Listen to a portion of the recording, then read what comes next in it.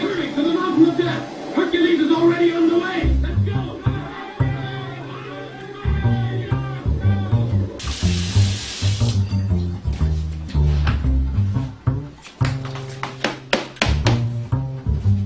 10, honey, can you please take out the trash?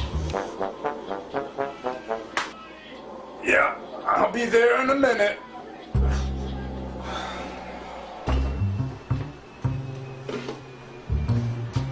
And the recycling too. Ted, like now? Okay, I'm coming.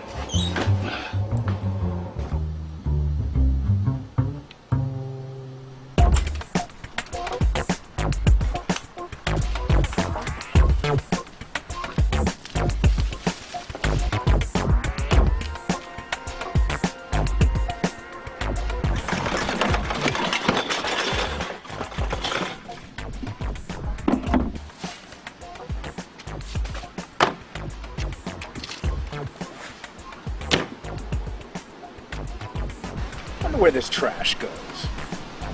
I wonder where this recycling goes.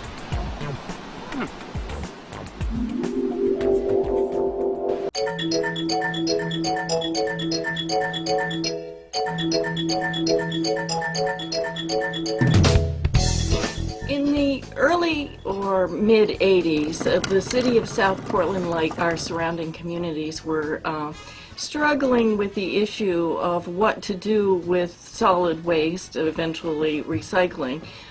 Members of communities got together to discuss the topic and wanted to ensure that communities had a place where solid waste could be disposed.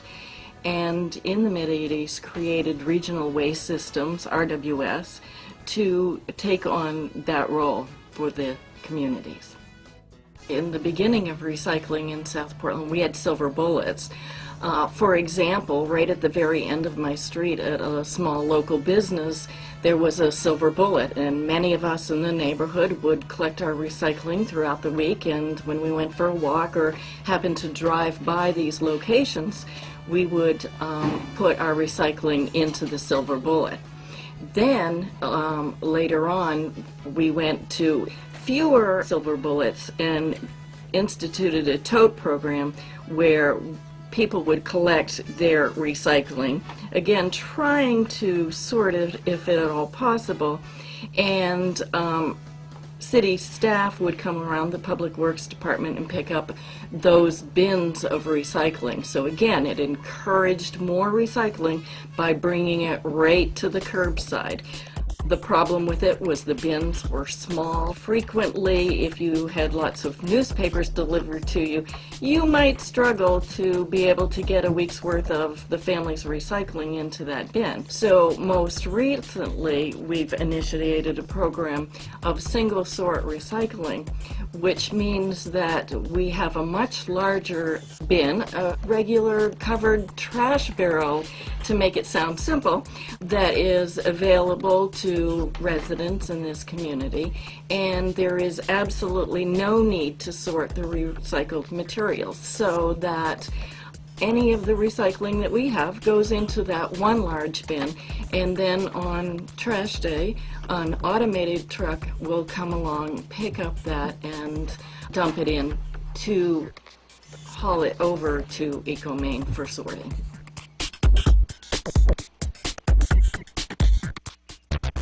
EcoMaine is a non-for-profit quasi-municipal organization that is owned by 21 owner communities.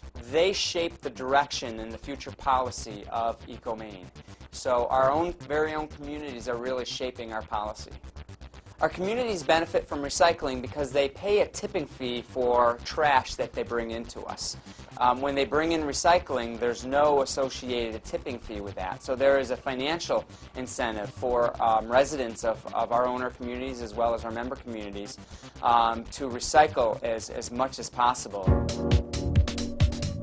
The benefits to the larger community are the environmental benefits. It is, in fact, the right thing to be doing, and we believe strongly that every piece of material that can be reused is saving on trees, on the creation of plastic, saves on energy. So there's a tremendous benefit to the community. The state of Maine's waste hierarchy is basically they've determined what's the most preferable method of handling solid waste and what's the least preferable method of handling solid waste. And the waste hierarchy, the most preferable or desirable is reduce, reuse, and then recycle. And then after that, composting. And then after that, waste-to-energy facilities like the EcoMaine waste-to-energy facility. And then the least desirable rung of the waste hierarchy is landfilling.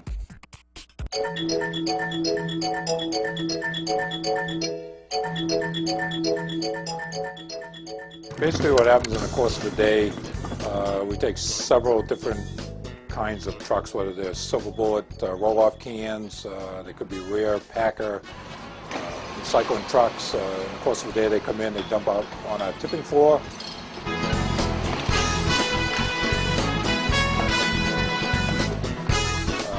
Our loader operator scoops the material up and puts it in a big hopper.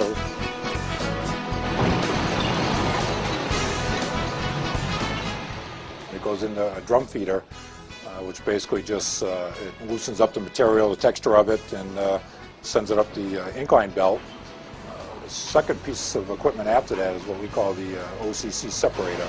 That's actually the first piece of equipment where the single slug gets separated.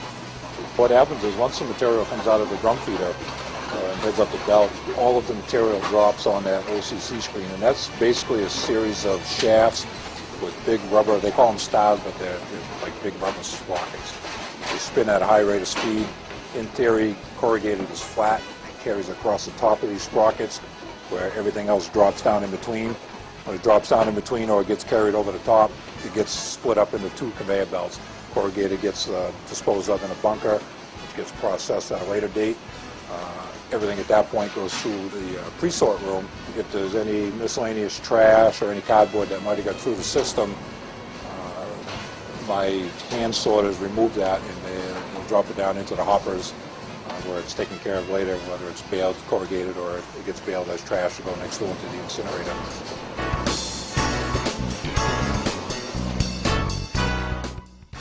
From that point on, it goes through what we call the ONP screens, which is the old newspaper print, and that's where newspaper gets separated from the system. All the glass, metal, and plastic gets separated at that point and head to the opposite side of the plant. The newspaper then makes a return trip through those sorting rooms in what we call post-sort. Another set of sorters, just giving it the final touch-up, pulling out whatever might have got through the system. From that point, that's over to what we call the American baler, where it gets packed into about 2,800 to 3,000 pound newspaper bales. Those get stored on the floor. And they get picked up daily, usually 18 to 20 tractor trailer loads a week. All the newspaper that gets baled upstairs, like I said, about 18 to 20 loads a week. Right now, currently, those are all being loaded in export containers, whether it's newspaper or cardboard. Most of the cardboard will stay right here in New England. On the opposite side is the T-Tech plastic separator. That's the automated separator for pulling out. It's programmed for PET plastic bottles only. What happens there is there's a scanner built in that reads the material that goes across that belt. When that computer senses a spring water bottle, so to speak, going across that belt, it'll tell which one of those air nozzles to give it a shot of air, and it'll actually blow it 3 to 4 feet over, it lands on the second belt, and that's how it separates it, and it's 100% effective.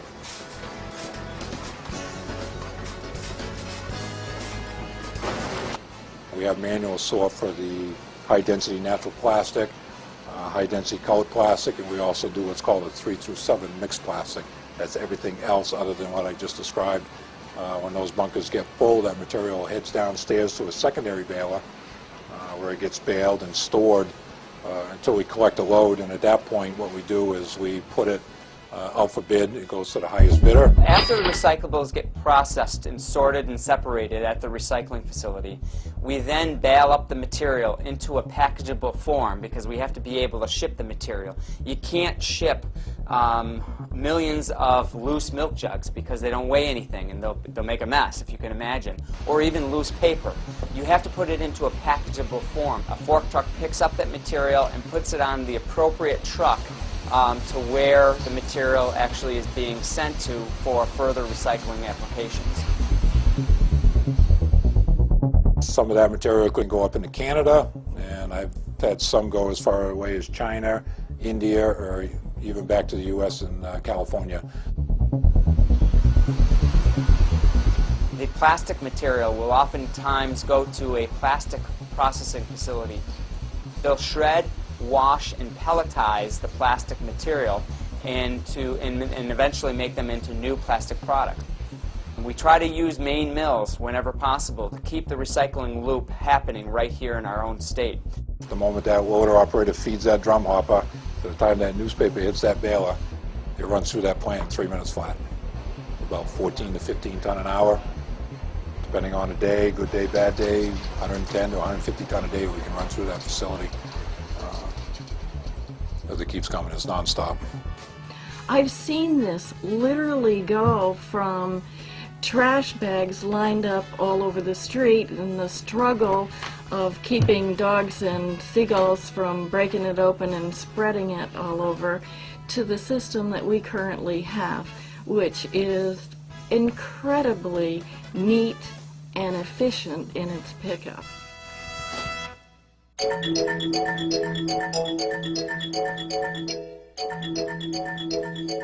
We take in raw solid waste into our facility here, which is the waste energy facility. We have a large crane that picks up waste that's dumped into what we call our bunker. Our bunker will hold about a week's worth of solid waste material. The crane then deposits the waste into the boiler, and the boiler is where the waste is burning. At the same time, we're generating heat from the burning process, which is transferring to the steam. Thereby, the steam is all transferred to the steam turbine, which is connected to the generator, which generates the electricity.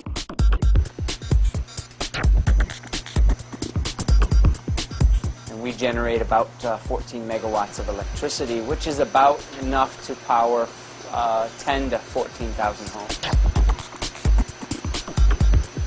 We do use the energy that we are manufacturing to run this facility, as well as the recycling facility next door. We actually have an extension cord that runs up to the recycling plant. And so both facilities are powered from the trash that is being processed through our waste energy plant. When you burn the trash, you're getting emissions from that burning process. But we scrub out those emissions, and we remove things like dioxin and furans and mercury. We're able to remove about 85 to 95% of the mercury that's in the waste stream, and we do that through carbon injection.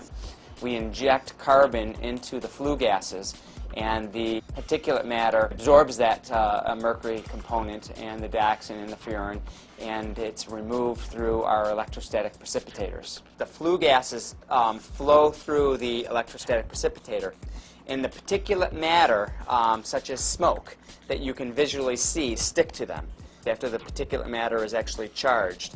And after they stick to these curtains, we'll then wrap the curtains, and the particulate matter will then fall to the bottom, and we'll extract that in the bottom of the electrostatic precipitator. If you look at the stack, the only thing you should see coming out of the stack is water vapor. And the difference between water vapor and smoke is that the water vapor will evaporate and will basically disappear, whereas smoke would actually, it doesn't disappear, kind of lasts forever. EcoMaine processes about 550 tons a day of solid waste and about another 130 tons a day of recyclable materials. At year's end, we'll probably process 165 to 170,000 tons of solid waste material through this waste-to-energy plant. Up at the recycling facility, we'll probably process a little over 30,000 tons of recyclable materials this year.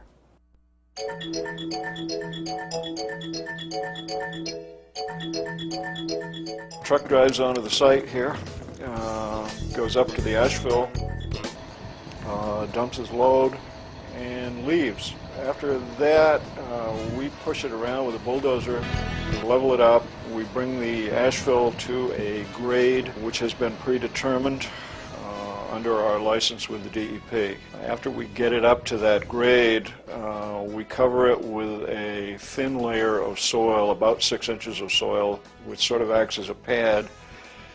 Then twice a year we cover the area with a black geomembrane material. It's a 20 mil thick plastic material.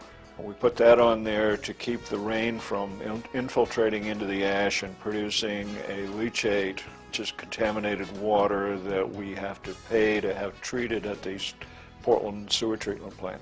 We monitor and test the leachate quarterly. We have a broad list of parameters that are required to be tested under our license.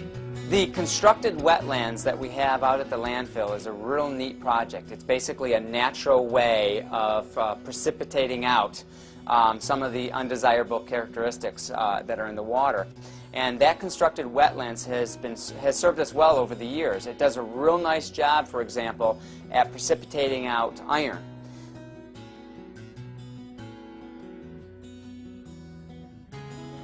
Those series of collection ponds, you'll see when the water is first introduced, you'll see that it has a very orange-like look to it.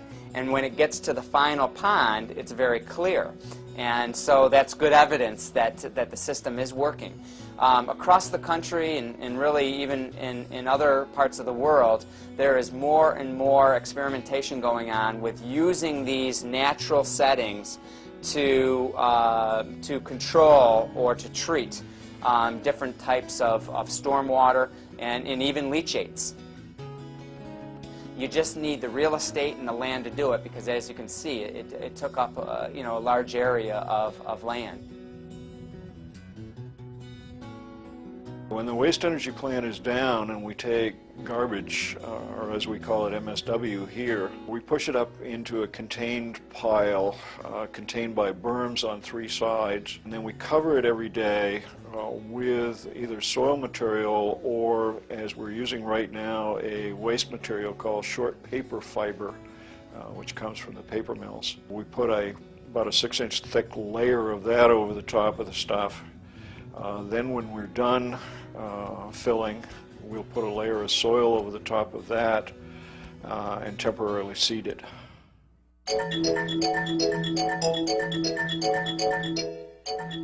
It just is a matter of having one waste basket dedicated to your trash and one dedicated to these recyclables. But it's just as easy to dump it over into that recycling bin as it is to put it into the trash bin that's right beside it.